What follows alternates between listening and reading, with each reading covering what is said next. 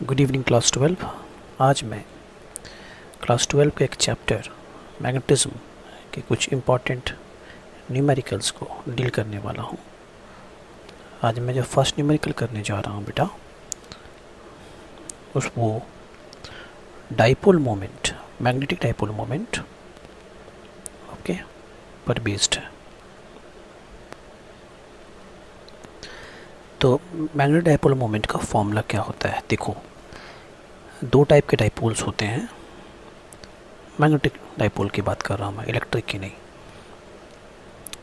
एक जिसमें एक बार मैग्नेट होता है जिसके नॉर्थ एंड साउथ पोल्स हैं, इसमें पोल स्ट्रेंथ को क्यू मानते हैं, और इसका जो डाइपोल मोमेंट होता है वो होता है क्यू एम इंटू 12, जिसमें इसका टोटल लेंथ 12 होता है।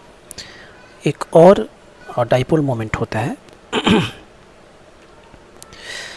जो कि एक करंट कैरिंग लूप के चलते होता है। सीधी सी बात है कि अगर एक करंट कैरिंग लूप हो तो इसमें भी नॉर्थ एंड साउथ पोल बनेगी ना, और अगर इसमें नॉर्थ एंड साउथ पोल बन जाएगी तो सीधी सी बात है ये भी तो एक मैग्नेटिक डाइपोल ही होगा।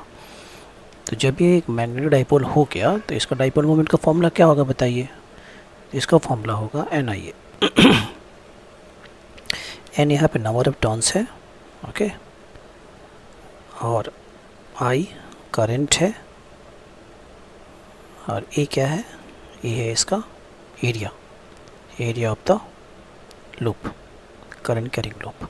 तो सीधी सी बात है, अगर एक करंट कैरिंग लूप जिसमें कि करंट का फ्लो हो रहा हो बिहेव करता है एज ए मैग्नेट, तो इसके north pole and south poles बनेंगे, जिसकी वजह से ये एक मैग्नेटिक डाइपोल बनाएगा।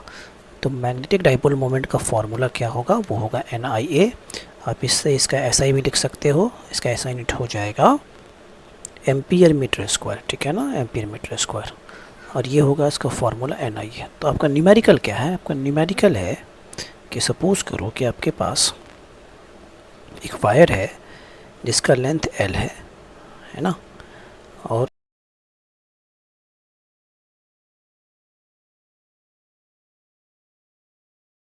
आपके पास एक लूप है, ठीक है, सर्कुलर लूप है, और इसमें जो नंबर ऑफ टर्न्स है वो एन है ना, एन टर्न्स है। इसका रेडियस कितना है? रेडियस आर है, और करंट का जो फ्लो हो रहा है इसमें करंट का फ्लो आई हो रहा है, ठीक है। अब इसी को अनवाउंड कर दिया गया है, इसको खोल दिया गया। सपोज़ करो कि एक वायर से बना हुआ था, उसका लेंथ एल था, तो हमने उसका अनवाउंड किया और वापस से इसको रिवाउंड कर दिया, फिर से लपेटा। लेकिन इस बार हमने जो इसका वाउंड किया फिर से, इसका जो नंबर ऑफ टर्न्स है इस बार एन डैश है, नया टर्न्स हो गया एन डैश। रेडियस क्या हो गया? रेडियस पहले के कंपेयर में हाफ हो गया, r/2 हो गया। तो देखो दोनों का सेम क्या होगा? दोनों का जो सरकमफेरेंस होगा वो बराबर होगा, नहीं, सरकमफेरेंस जितना होगा वो दोनों का बराबर होगा, क्योंकि एक ही वायर से तो बना हुआ है। पहले इसका टर्न्स कितना था? n, अभी इसका टर्न्स कितना है? n dash. तो इसका मतलब यही ना हुआ, इसका जो टोटल सरकमफेरेंस था 2πr, और इसका जो सरकमफेरेंस था दैट इज़ 2πr/2, ये बराबर था। अच्छा, इसमें नंबर टर्न्स कितना था? n, इसमें नंबर टर्न्स कितना था? n dash. तो आप बताइए कि जो नया नंबर ऑफ टर्न्स है वो पहले वाले नंबर ऑफ टर्न्स के कंपेयर में कितना टाइम चेंज हुआ है, ठीक है। तो आप देखो तो यहाँ पर कैंसिल हो गया, ये भी कैंसिल हो गया, है ना, और आर भी कैंसिल हो गया। तो सीधी सी बात है, जो n डैश होगी वो 2 टाइम्स ऑफ n हो जाएगी। मतलब जब आपने इसके रेडियस को हाफ किया तो नंबर ऑफ टर्न्स डबल हो जाएगा। ओके, करंट सेम जा रहा है, करंट पहले भी आई था और करंट अभी भी आई है। चेंज क्या हो गया?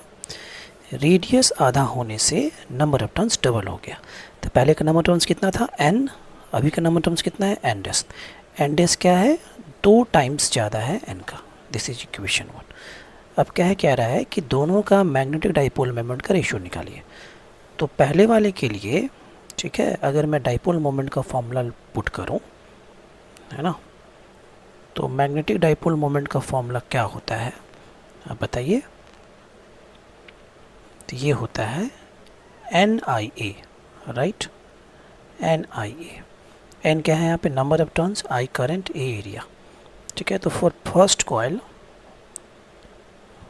के लिए m1 हो जाएगा n number of turns i, area कितना पाई आर स्क्वायर, तो पाई आर कितना r।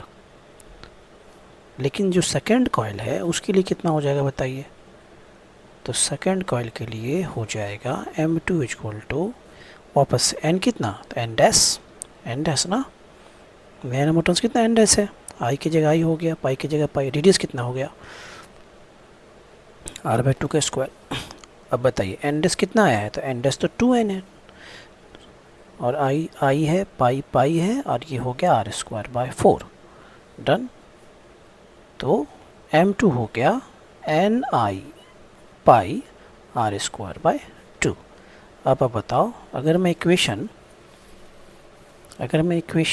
2 को 3 से डिवाइड कर दूं तो नहीं आएगा मेरे पास डाइपोल मोमेंट का रेशियो, आ गया ना। तो m1 में m2 का रेशियो कितना आया देखो, ni पाई r² कट गया, ठीक है, तो कितना आ गया 2:1। ओके।